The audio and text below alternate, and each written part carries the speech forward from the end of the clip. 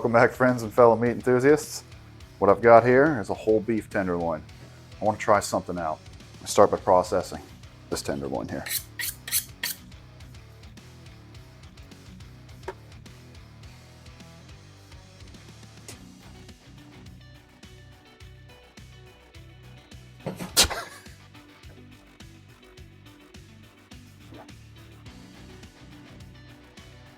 He is the steak wolf. He is doing his job.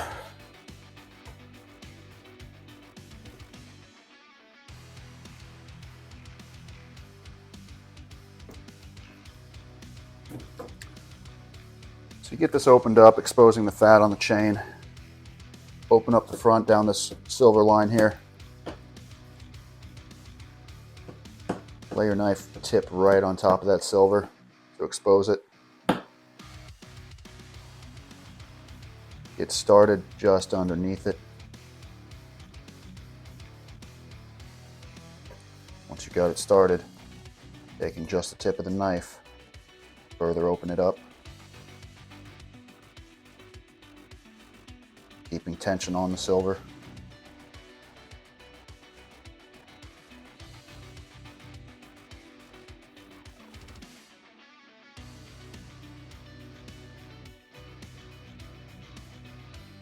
Taking no meat with you, no waste. Just keep it clean as you can.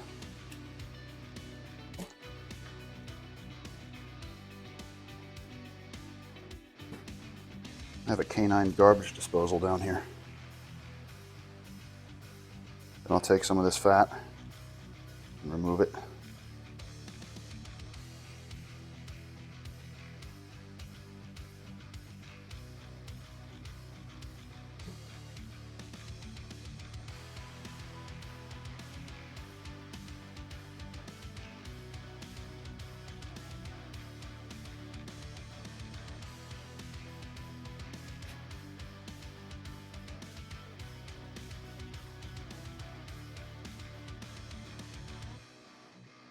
Again, not losing any meat. Flip it over. You got some more silvery pieces towards the front. Just get underneath that and remove it.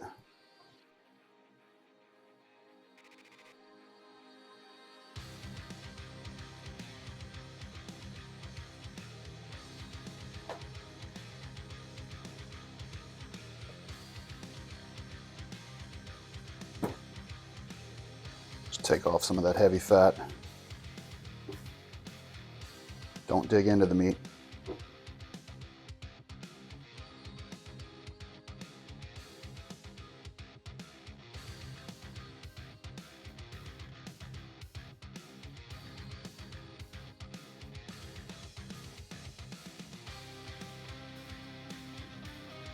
So here it's mostly trimmed. In this case, I decided to leave this chain where it's still got some attachment because I'm going to utilize it for what we're going to do. So it's still here. And I'm going to take a little bit off each end.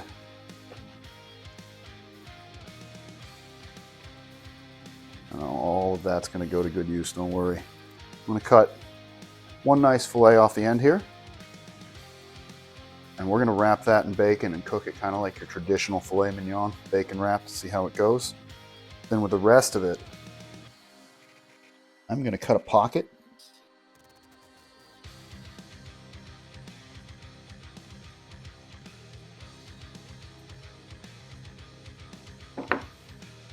Right in there.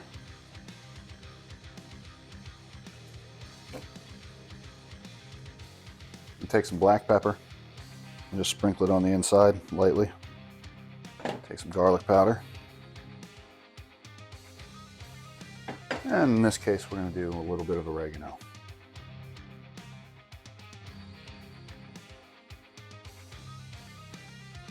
We're going to take our filet we cut off. Wrap it in bacon the traditional way.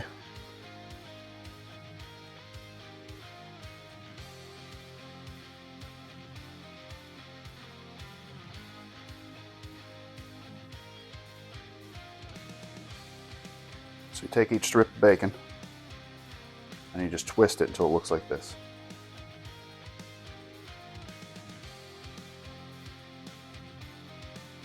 Once fully twisted, give it a little pull so it stays.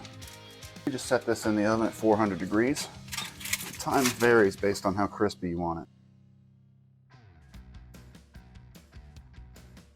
Got our twisted bacon all cooked. I'm gonna lay it in here and tie it back up.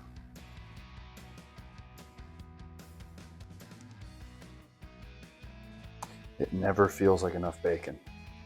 I think I'd be saying that even if we had 4 pounds.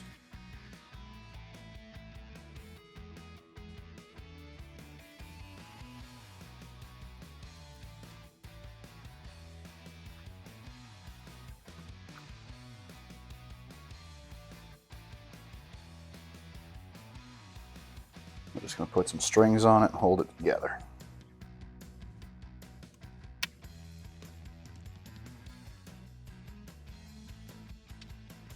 These initial strings are to hold it shut while we cook this thing whole, and they kind of represent each section being its own steak.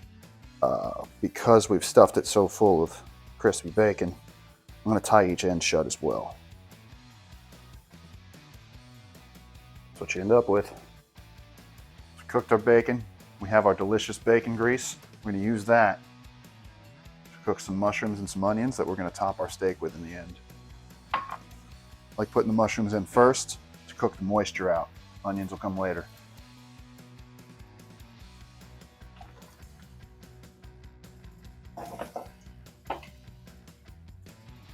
Got our onions in. Been a few minutes on the mushrooms by themselves. Just gonna let that cook a while. Here's our control, your normal bacon wrapped filet going right on. The grill's hot, but I'm gonna let it mellow out and regulate its temperature between 300 and 400 and do a reverse sear, kicking it up at the very end. Before I actually sear it, I just keep kind of rotating, letting the bacon render as we go. Time to crank up the heat, sear it at the end here. Steaks are done. I'm in danger of overcooking this one, and the bacon is still raw.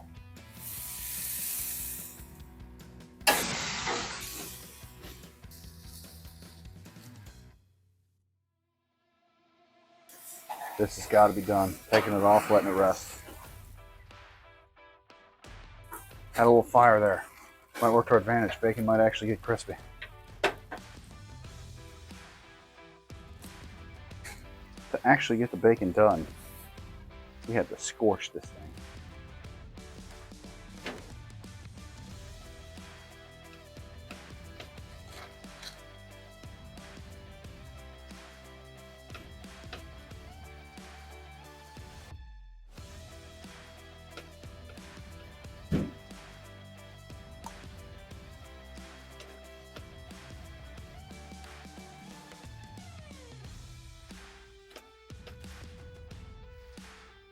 That looks pretty.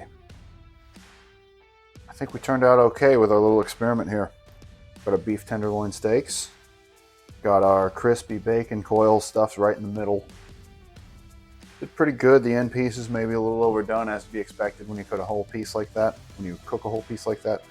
The middle though looks very nice. Curious to try it. First we're going to top it with our mushrooms and onions that have been cooked in our bacon grease.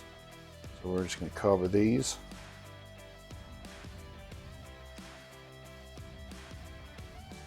And our regular filet with the bacon, I think we pulled it off. I think we finally got the bacon crispy, but I can only imagine how cooked the steak is in the middle. And I know there are methods and techniques to achieve this, but is it practical versus doing it this way? I know it's a little bit of work to coil up some bacon, but at the same time, it actually works better for a crowd. You could put more bacon on the tray. I think it's a perfectly feasible option, and it honestly wasn't a lot of work.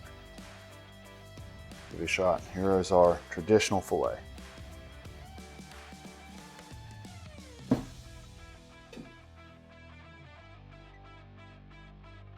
Not terrible, but I would say more done than I prefer.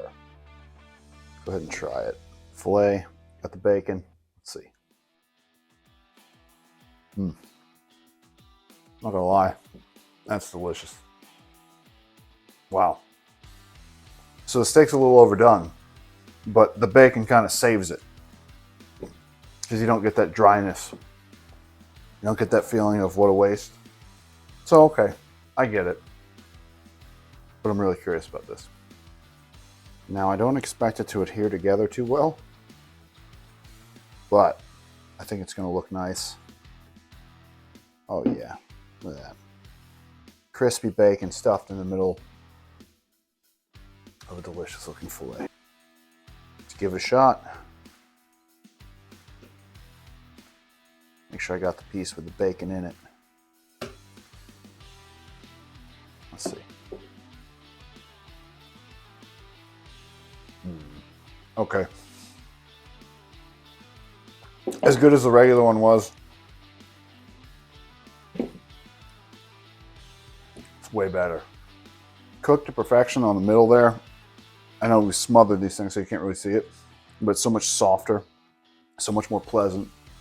The bacon flavor comes through much better. It's not just like charred on a grill, being that it was twisted and then baked in the oven to the perfect level of crispiness.